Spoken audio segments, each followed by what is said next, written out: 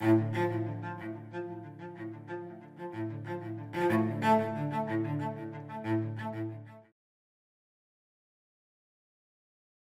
this class, we will be reviewing the key conceptual and theoretical debates about human rights. To understand the history of human rights ideas and struggles, we need to first know exactly what we mean by human rights. Human rights have become part of our daily language. Individuals and groups regularly assert their human rights. Nations enshrine human rights guarantees in their constitutions, and non-governmental organizations advocate for the protection of human rights of marginalized peoples. So what exactly are human rights? When people demand their fundamental human rights, what exactly do they mean?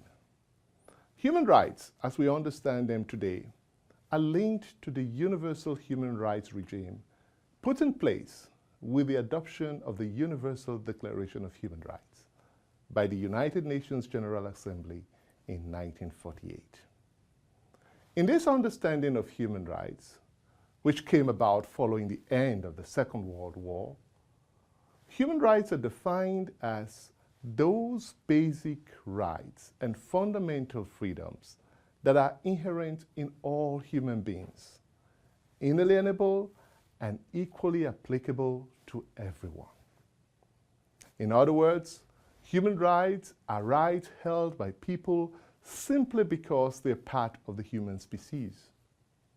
They are shared equally regardless of sex, race, nationality, economic background, or other factors. Essentially, therefore, human rights are those entitlements that people possess simply by virtue of their humanity. The emphasis on humanity indicates that human rights are usually considered to be universal. That is, they belong to everyone, regardless of social status, ethnicity, religion, or sexual orientation. They have this right simply by virtue of their humanity. Human rights are also considered to be indivisible because they are all equally important. They're considered to be inalienable because no other person or government or organization or entity can take them away. Universalism is a fundamental principle of modern human rights. International treaties, conventions, and protocols all articulate shared human rights ideals implemented in the aftermath of the Second World War and developed and refined through consensus. Current human rights norms and laws are the result of significant international collaborative effort over several decades. The meaning of human rights today reflects a complicated process of historical change and continuity that helped shape their present substance. We approach human rights in this class as the product of cumulative historical processes, events, and ideas carried from one era to the other.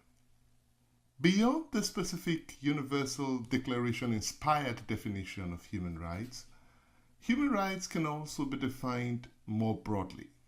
Rather than referring to human rights laws and other instruments, some definitions emphasize the ethical and value base of human rights. Such definitions highlight the normative and theoretical underpinnings of human rights, particularly natural rights. In this conception of human rights, legal and policy human rights values do not exist in isolation, but connect with other values and principles such as human dignity, freedom, and social justice. When the foundational document of modern human rights, the Universal Declaration of Human Rights, was adopted by the United Nations General Assembly on December 10, 1948, one of its chief architects, the United States First Lady, Eleanor Roosevelt, hailed it as, quote, a Magna Carta for all mankind.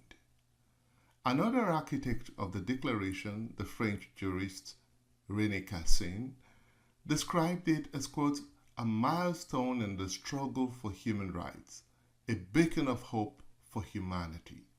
Cassin also identified the four pillars of the new Universal Declaration of Human Rights as dignity, liberty, equality, and brotherhood. The Universal Declaration marked the culmination of a post-Second World War rights-centered reformist movement aimed at broadening the scope of individual rights and stimulating international interest in their protection. The Holocaust had united the world in horror and condemnation of Nazi atrocities during the Second World War, creating a post-war consensus that the old Westphalian ordering of world affairs had to be fundamentally rewritten. The need to protect the basic rights of all peoples of the world by means of some universally accepted parameters thus influenced the Charter of the United Nations when the organization was established in 1945. The UN Charter affirmed a faith in fundamental human rights, in the dignity and worth of the human person, in the equality of men and women, and of nation large or small. In creating the Universal Declaration of Human Rights 3 years later, the international community of nations agreed on a comprehensive and inclusive vision of fundamental human rights for all humanity. No longer could states or ruling regimes use the excuse of state sovereignty to inflict political violence, genocides, and other gross human rights violations within or beyond their national borders. The central premise of the Universal Declaration is that all human beings are entitled to the same fundamental, inalienable rights, and that it is the primary responsibility of states and the international community to protect these rights. Several decades later, the Universal Declaration of Human Rights continues to be celebrated as the defining document that ushered the 20th century human rights revolution.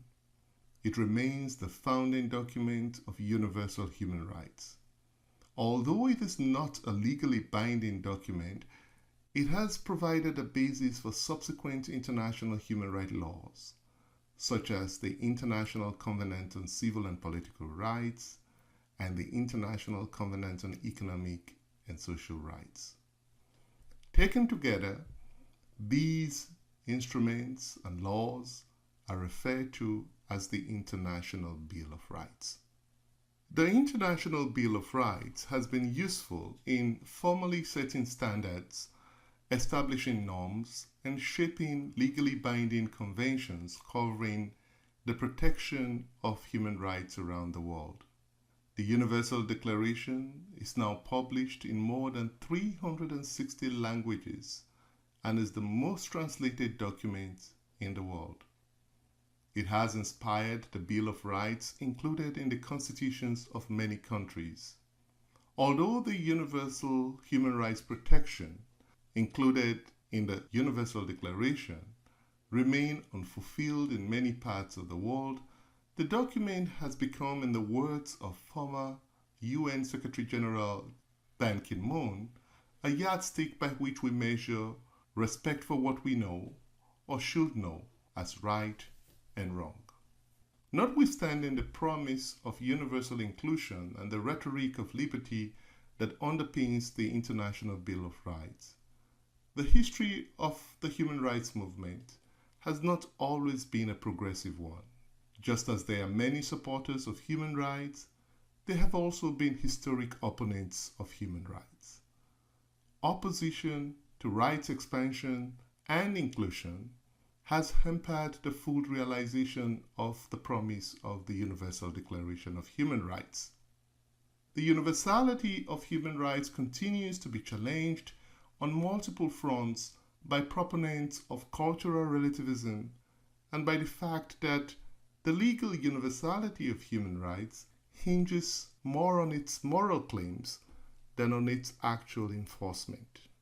Although international human rights laws proclaim the universality of human rights and affirm the fundamental rights of all persons, the reality is that these rights are not fully enjoyed by everyone globally or within states. Universal human rights remain largely rhetorical and aspirational. These limitations of universal human rights are not simply contemporary challenges. The human rights idea has historically not always been an inclusive one. The history of human rights can be read as a history of tensions between movements for civic inclusion and the expansion of human rights protection to marginalized populations on one hand, and resistance to inclusion on the other. Movements for more inclusiveness in rights entitlements have historically been confronted with counter-movements that seek to exclude certain peoples from rights protection. And these movements have also sought to restrict the scope of human rights and their universal applicability.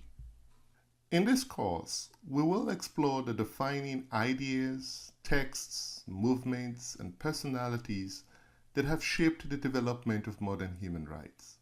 But we will not only be concerned with the progress of human rights ideas, we will also explore historical and present-day setbacks, limitations, and failures of the human rights movement.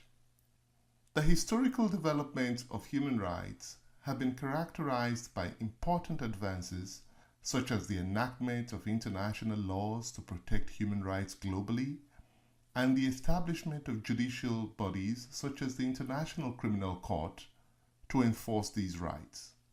But human rights advances have also sometimes been followed by setbacks and limitations. For example, the universalism brandished during the French Revolution and the proclamation of the rights of man was slowly superseded by a nationalist reaction associated with Napoleon's conquests. The American Revolution proclaimed the self-evident truth that all men are created equal, even as slavery persisted in the country. Similarly, the socialist revolutions of the post-war era, such as the Russian Bolshevik Revolution, promised economic and social rights advances, but were ultimately undermined by Stalinist tyranny and totalitarianism. There are a number of key conceptual and theoretical questions that we will be addressing in this course. 1. If human rights are rights that everyone has by virtue of being human, upon which principles and ideas is the concept of human rights based? In other words, what are the moral and normative foundations of human rights? Are they secular or are they religious? 2. Are human rights predominantly of Western origins? Some scholars think so, while others disagree. 3. How do we balance universalism of human rights and arguments for cultural relativism? Should there be a single standard of human rights for everyone, or should different societies have a choice in what they recognize as rights and what they choose to uphold? 4. What is the difference between moral and legal rights? Some human rights are legal, guaranteed in national or international law, such as the Canadian Bill of Rights, while other rights are moral. What is the difference between individual rights and collective rights? These rights sometimes come into conflict. When they do, how do we resolve these conflicts? Are human rights absolute? Are there circumstances under which people can be justifiably denied of their human rights? What is the relationship between rights and duties? Are human rights contingent on duties, or do they stand alone? What is the difference between civil and political rights on one hand, and economic and social rights on the other? Civil and political rights include freedoms and legal protections such as the freedom of expression, the freedom of movement and association, the freedom to vote and run for office, and the right to due legal process. Civil and political rights are sometimes called first-generation human rights. This is because these were the first rights claimed by human rights activists. Economic, social, and cultural rights include such rights as the rights to education and health care, the rights to clean water and clean air, and equal opportunity at work. These rights are often labeled second-generation human rights. What is the distinction between positive and negative rights? A negative right is one which imposes a correlative duty which calls only for inaction on the part of the duty bearer. For example, the fulfillment of the citizen's right to free expression does not require the state to do anything. The state simply needs to stay away and allow the citizens to express themselves. A positive right, in contrast, can be defined as one which imposes a correlative duty which requires action on the part of the duty bearer. The duty bearer must do something to fulfill his or her duty in this regard. For instance, the state has to take positive action to fulfill citizens' rights to education or health care. We will address these conceptual questions in more detail in this course. But let's begin with the questions about the foundations of human rights. To adequately answer the question about the origins of human rights, we must also address questions about the origins of human thought. The history of human rights is linked to human history. Modern ethics, from which human rights arise, is indebted to a worldwide spectrum of both secular and religious traditions. These include ancient indigenous traditions, Hindu and Buddhist traditions, Greco-Roman traditions, Christian and Islamic traditions, and many other religious and secular traditions that we'll be examining in the course of this class.